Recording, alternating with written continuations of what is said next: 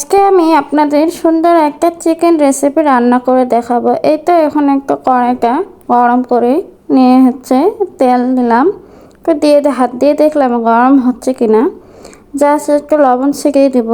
লবণ ছিটিয়ে দিলে তেলটা গায়ে ছিটকে পড়বে না। এখন পেঁয়াজ দেব, হালকা পেঁয়াজ একটু ভেজে নেব।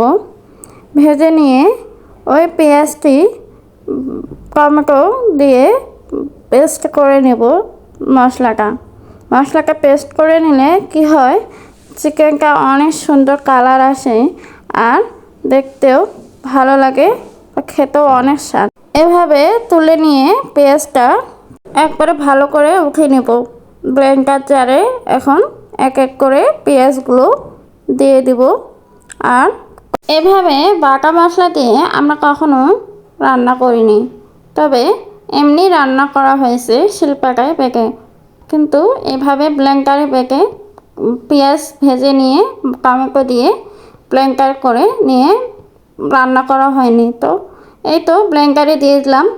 এখন কয়েকবার একটু ঘুরিয়ে নেব যতক্ষণ না মিক্সড হয়েছে টমেটোর পেস্টের সাথে। এই তো মুরগির মাংস যেগুলো উপকরণ লাগে সেগুলো রেডি করে নিয়ে এসে সব কিছু মশলা একসঙ্গে করে নিয়েছি।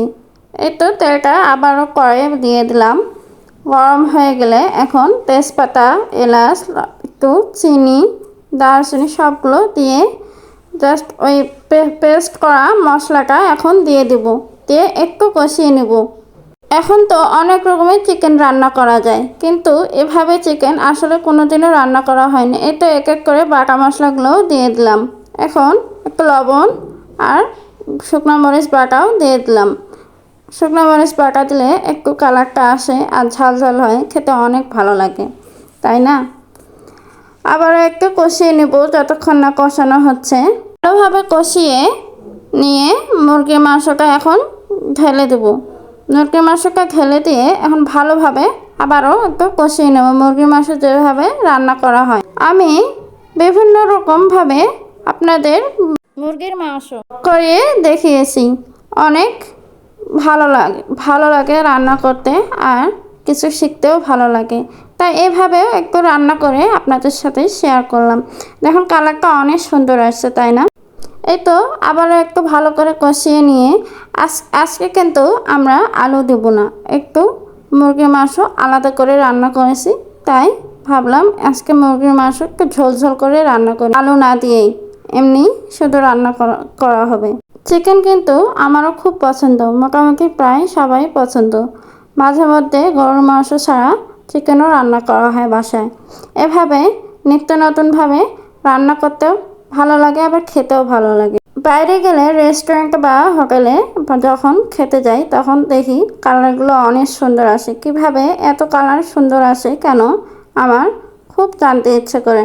তাই ভাবলাম আজকে একটু অন্যরকমভাবে দেখি রান্না করি। এই তো আমি রান্না করার প্রায় শেষের দিকে ধনিয়া গুঁড়া দিয়ে দিলাম। ভাজা ধনিয়া গুঁড়া দিয়ে একটু নাড়িয়ে নেব। রান্না শেষ আমার। এখন সার্ভিং ডিশে ঢেলে নেব, নিয়ে পরিবেশন করব সুন্দর করে। দেখুন অনেক সুন্দর কালার আসছে, তাই না? দেখে খেতে ইচ্ছে করতেছে এখনও। খুব সুন্দর আসছে। ধন্যবাদ সবাইকে। আল্লাহ হাফেজ। সুস্থ থাকবেন, ভালো থাকবেন।